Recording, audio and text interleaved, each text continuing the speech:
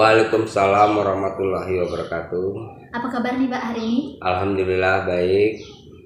Oke, terima kasih atas kesempatan dan waktu Bapak yang berkenan untuk saya wawancarai terkait pengambilan tugas saya untuk mewawancarai kepala sekolah tentang pengambilan keputusan nih Pak.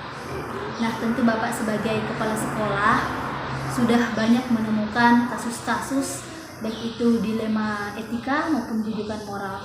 Nah, bagaimana nih Bapak bisa mengidentifikasi kasus-kasus tersebut? Apakah masuk di dilema etika atau di rujukan moral nih Pak? Terima kasih. Jika kasus yang terjadi itu bertentangan dengan nilai-nilai yang diyakini dan kedua-keduanya sama-sama benar, maka itu adalah dilema etika. Sebaliknya, jika kasus itu hanya ada pilihan benar atau salah, maka saya yakini bahwa itu adalah rujukan moral. Oke, jadi terkait masalahnya jika benar sama benar berarti dilema etika, tapi bila pilihan itu benar salah maka dirujukan moral gitu Pak ya.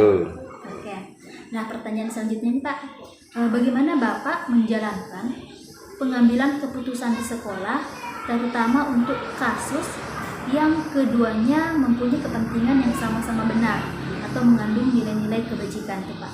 Baik, jadi untuk mengambil keputusan yang kedua-duanya itu sama-sama benar, maka ini sulit untuk diputuskan, harus dipikirkan secara matang dan mempertimbangkan lagi jika keputusan yang saya ambil ini berpihak kepada siswa, itu adalah keputusan yang baik. Oke. Nah, lanjut nih Pak, pertanyaan ketiga. Langkah-langkah atau prosedur seperti apa yang biasanya Bapak lakukan dalam pengambilan keputusan itu Pak?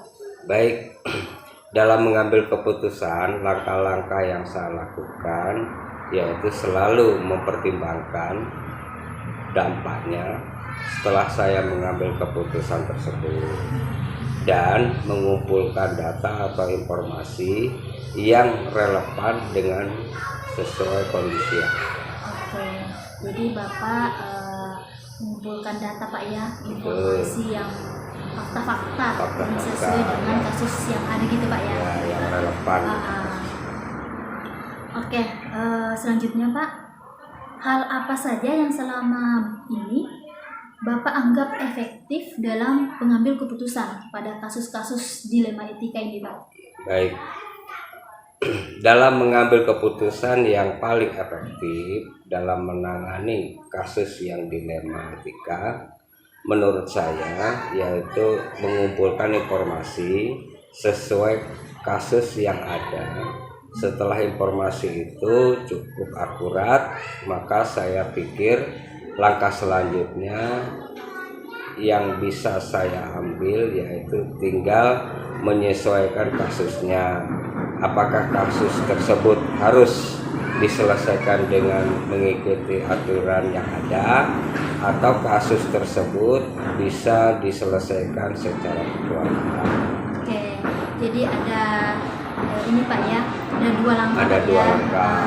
Bisa mengikuti aturan atau bisa diselesaikan secara keluarga. Mungkin tergantung dari permasalahan atau kasus yang terjadi gitu Pak ya. Oke. Pertanyaan berikutnya Pak, itu hal apa saja yang menjadi tantangan Bapak dalam mengambil keputusan pada kasus dilema etika tuh Pak? Baik, tantangan yang saya hadapi dalam kasus dilema etika itu biasanya hati nurani yang selalu bertentangan dengan aturan, sehingga untuk mengambil keputusan ini kebanyakan berbasis pada rasa peduli. Oke, memang betul Pak ya, dalam mengambil keputusan tuh kadang nurani kita bertentangan dengan aturan, sehingga mau tak mau dalam mengambil kebijakan itu selalu berbasis pada rasa peduli atau rasa kasihan. Oke. Nah, pertanyaan yang selanjutnya nih Pak, apakah Bapak mempunyai jadwal ketentuan tertentu dalam sebuah penyelesaian kasus dilema etika itu, dan apakah Bapak menyelesaikannya di tempat atau memiliki jadwal untuk menyelesaikannya? Bagaimana prosedur yang Bapak jalankan tuh? Baik, kalau dijadwalkan tidak ada. Biasanya tergantung dari kasusnya. Jika memang kasus itu ringan tanpa harus melibatkan orang lain, maka penyelesaiannya kasus itu biasanya diselesaikan hari itu juga. Tapi kalau memang itu harus melibatkan orang lain seperti orang tua siswa atau pihak-pihak terkait, maka penyelesaiannya dijadwalkan. Oke, jadi nggak ada aturan yang baku Pak ya, Betul. jadwal yang baku. Betul. Oke. Nah, pertanyaan yang ketujuh nih Pak, adakah seseorang atau faktor apa yang selama ini mempermudah atau membantu Bapak dalam mengambil sebuah keputusan, khususnya dalam kasus dilema etika itu Pak? Baik, untuk memudahkan saya dalam menyelesaikan kasus dilema etika, lebih baiknya diselesaikan secara musyawarah dengan guru-guru. Karena apapun masalahnya, jika dimusyawarahkan itu hasilnya pasti baik. Jadi faktor pendukungnya yaitu kolaborasi bersama guru-guru yang lain. Oke, jadi selalu melibatkan guru-guru dalam lingkungan sekolah itu untuk mengambil sebuah kebijakan Pak ya. Betul. Oke. Nah, ini pertanyaan terakhir nih Pak. Dari semua hal yang Bapak telah sampaikan tadi, pembelajaran apa yang Bapak bisa petik dari pengalaman yang Bapak ambil dalam mengambil keputusan dilema etika Pak? Terima kasih. Pembelajaran yang dapat saya petik dari pengalaman dalam pengambilan keputusan yaitu untuk mengambil sebuah keputusan harus dipertimbangkan dengan matang. Fokus pada penyelesaian masalah agar keputusan ini tepat sasaran. Dan apapun masalahnya dalam lingkungan sekolah harusnya dimusyawarahkan terlebih dahulu. Oke, baik sekali kesimpulan Bapak hari ini. Mungkin cukup sekian Pak wawancara kita hari ini. Terima kasih sudah berkenan untuk saya wawancarai terkait pengambilan keputusan. Mudah-mudahan berikutnya Bapak tidak bosan-bosan untuk berbagi dengan saya terkait tentang pengambilan keputusan ini. Ya. Oke, terima kasih Pak. Oke, Assalamualaikum warahmatullahi wabarakatuh Bu. Waalaikumsalam warahmatullahi wabarakatuh. Apa kabar Bu hari ini Bu? Alhamdulillah baik. Gimana juga kabarnya? Alhamdulillah sehat, sangat baik sekali. Terima kasih Bu sudah berkesempatan meluangkan waktu untuk saya wawancarai terkait dengan tugas saya sebagai guru penggerak angkatan 9, yaitu mewawancarai kepala sekolah terkait pengambilan keputusan kepala sekolah. Oh iya. Nah, tentu Ibu sebagai kepala sekolah sudah menemui banyak kasus, baik itu dilema etika maupun itu pendidikan moral. Nah, pertanyaan saya, bagaimana Ibu bisa mengidentifikasi kasus-kasus yang merupakan dilema etika atau rujukan moral? Dari dilema etika ini, jadi kita lihat kasus kalau dari kedua-duanya merasa benar, dan dilema bujukan moral itu kita lihat merasa ini ke kasus tersebut ada salah satu yang kita benarkan, tapi ada juga yang satu kita salahkan. Oke, berarti untuk bujukan moral salah satunya benar, Ya, salah satunya ada yang benar, yang salah satunya ada yang salah. Oke, untuk dilema etika ada Perlawanan perlawanan. kedua-duanya merasa benar. Oke. Selanjutnya yang pertanyaan yang kedua nih Bu, selama ini bagaimana Ibu mengambil keputusan di sekolah yang pada kasus itu ada dua kepentingan yang sama-sama benar atau mengandung nilai kebajikan yang sama-sama benar? Seperti apa tuh Bu? Ya, di sini mungkin kita memang harus banyak pertimbangan untuk memperbaiki semua yang ada, kesalahan-kesalahan yang ada, baik itu guru atau siswa. Jadi dalam pertimbangan saya sebagai kepala sekolah, saya memang itu berat ya, Bu. Iya, betul. Jadi di sini untuk ini dalam pertimbangan saya mempertimbangkan lagi yang betul-betul benar, dan saya di sini yang ngambil keputusan saya sendiri.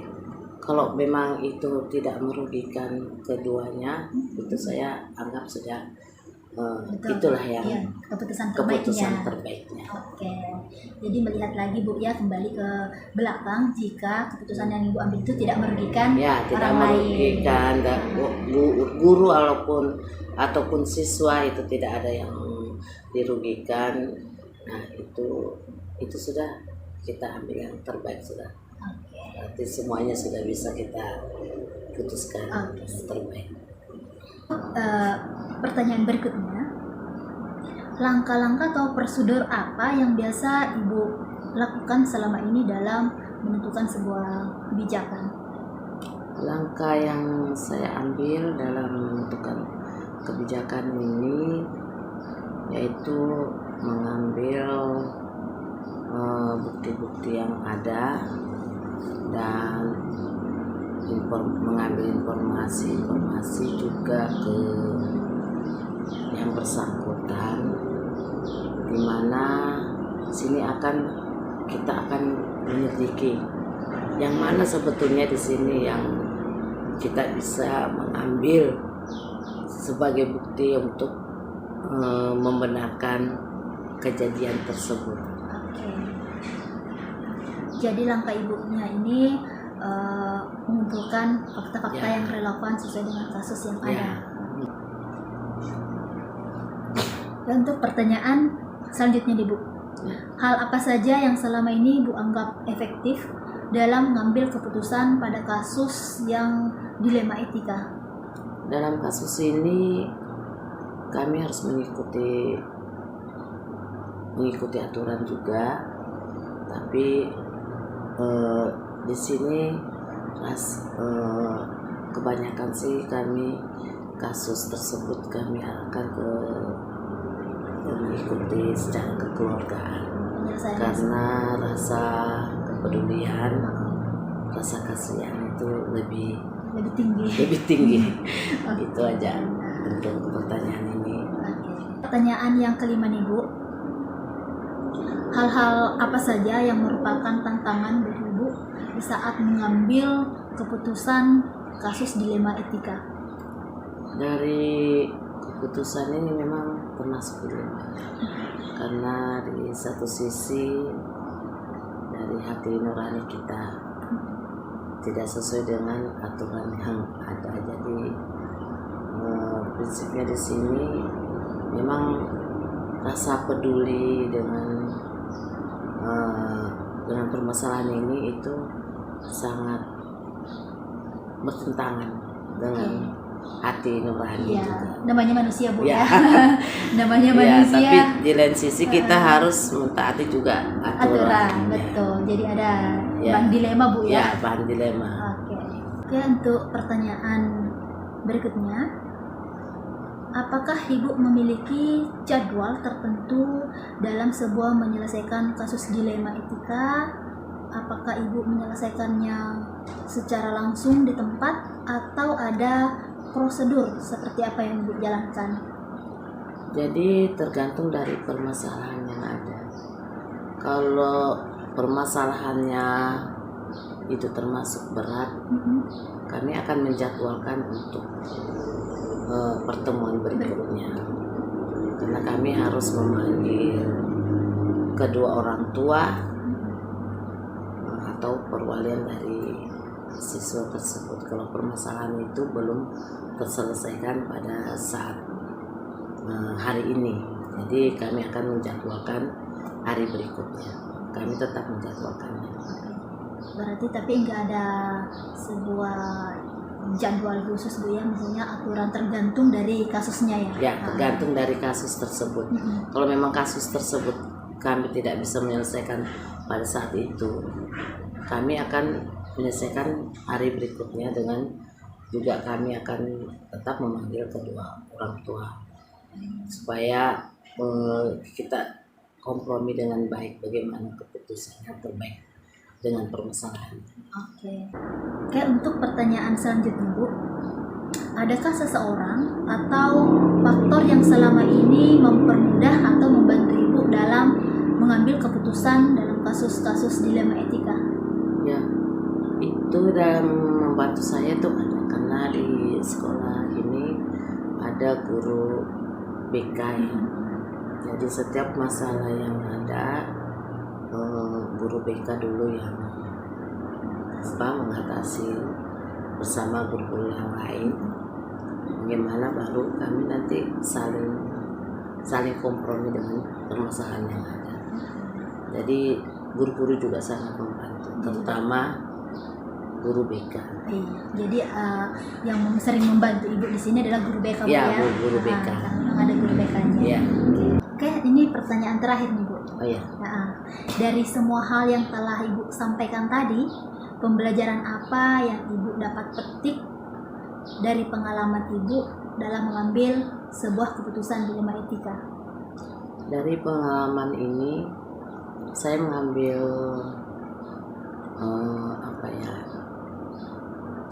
hikmahnya ya, dari semua kasus-kasus yang ada itu ternyata kita ini harus dengan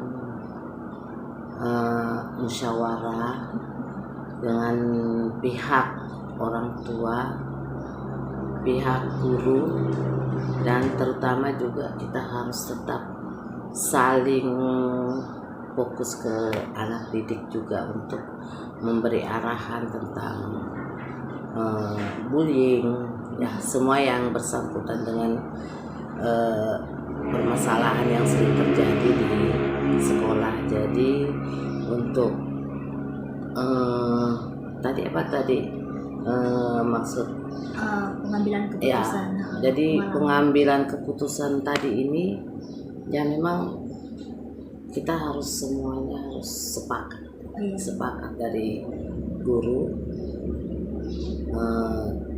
orang tua, dan saya sendiri. Iya, jadi ada musyawarah dalam mengambil sebuah keputusan. Tetap, dan juga memang kita harus tetap anak-anak kita tetap jadi prioritas untuk membentuk karakter. Iya, betul sekali.